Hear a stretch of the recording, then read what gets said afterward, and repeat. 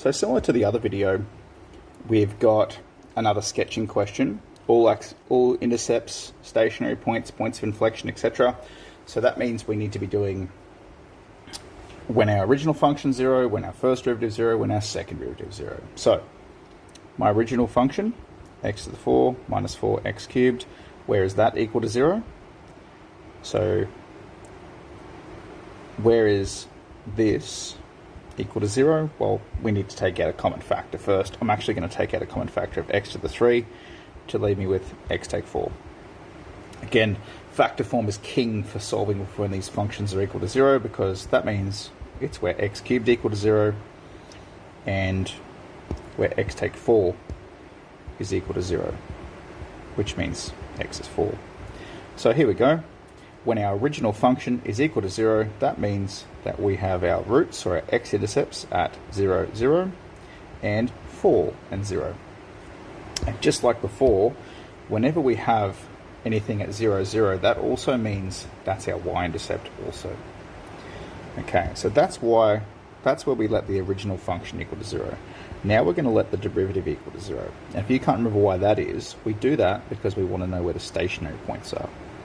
So if I need to let my derivative equal 0, I better get my derivative first. So 4x cubed, take 12x squared.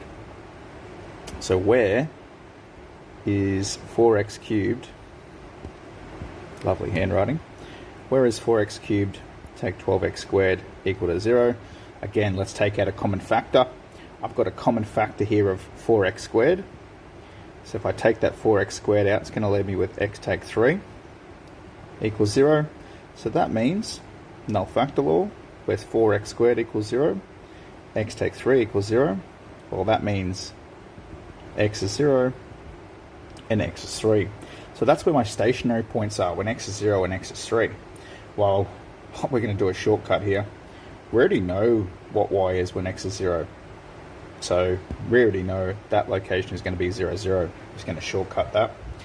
So all we've got to do is substitute this one into our original function. So y, oh boy. So y at x equals 3 is going to be 3 to the power of 4. Take 4 times 3 to the power of 3. So 81. Take 4 times 27. So 81 take 108. So 81 take 108 should be, oh boy, 27, and it's negative. So that means I've got a coordinate at 3 and negative 27. Now, using some logic, this y value is higher than this y value, so straight away that's going to be a max. That's going to be a min. Okay.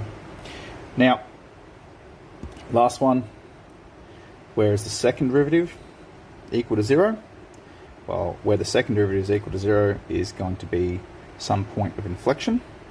So to do that, we need to get our second derivative. So we're going to take our first derivative over here and derive it again. So 12x squared take 12x. Okay.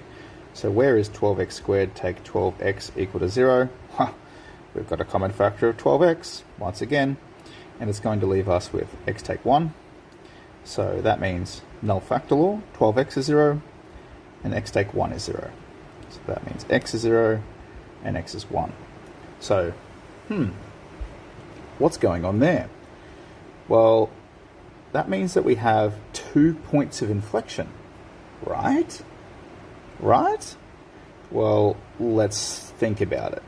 Okay, when we draw this, we'll think about what is actually happening here. So again, we need the y values to put these things in coordinates. Well, we know what the y value is at x is 0. It's, well, 0. We just did that before. Now, we still need to get the y value at x equals 1. So that means 1 to the power of 4, take 4 times 1 cubed. So 1 take 4, negative 3. So 1 and minus 3. Alright, so let's sketch this and work out what the heck is going on. So Let's go all the way across over here. Here we go. Big sketch. I've got something at 3 and minus 27. So 3, and then all the way down. I might have just moved this down even further. 3 and minus 27. I'm just going to write that there. 3 minus 27. Then I've got something at 0, 0. That's for sure. I've also got something here at 4 and 0. So way up here. 4 and 0. Again, we saw something at 0 and 0. Now, what is at 0 and 0? Well, 0, 0 is an x-intercept, 0, 0 is a y-intercept, 0, 0 is a maximum, and 0, 0 is a point of inflection? Question mark?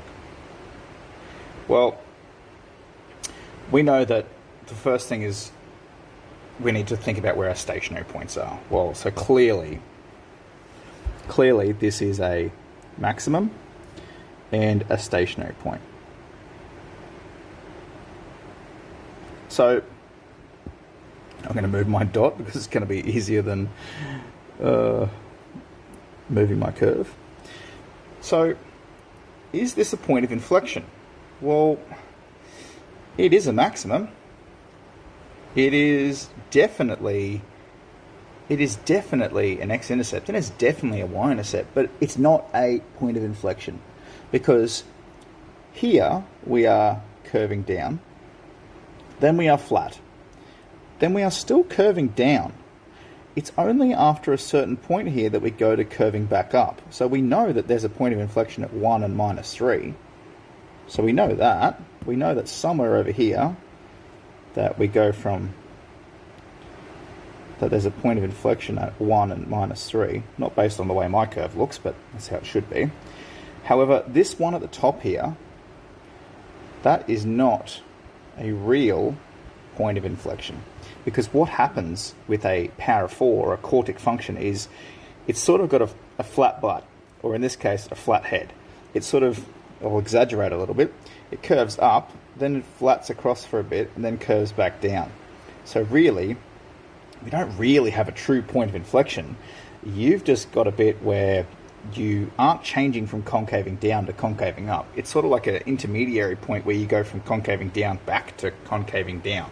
Okay, so no, it is not a true point of inflection here. Okay, so determine the values of x where it is decreasing, concaving up, etc., etc., etc. Well, if I was to label my concavity now, so I would say concave up when x is greater than 1, because that's what my point of inflection is telling me. Let's actually write this as so point of inflection at x equals 1. When x is greater than 1, that's when we want to concave up. When x is, and this is where it gets a bit funky, when x is between 0, so between 0 and 1, well, not including 0, 1, we are concave, concave, oh boy, my handwriting is horrendous. We are going to concave down, and actually, same again, we're still going to be concaving down when x is less than 0. We're still going to be concaving down. But there's that, of course, that perfect little point there when x is 0 that we have to transition from concaving down to concaving down. It sounds a bit weird, but that's essentially what's happening and why our second derivative is equal to 0.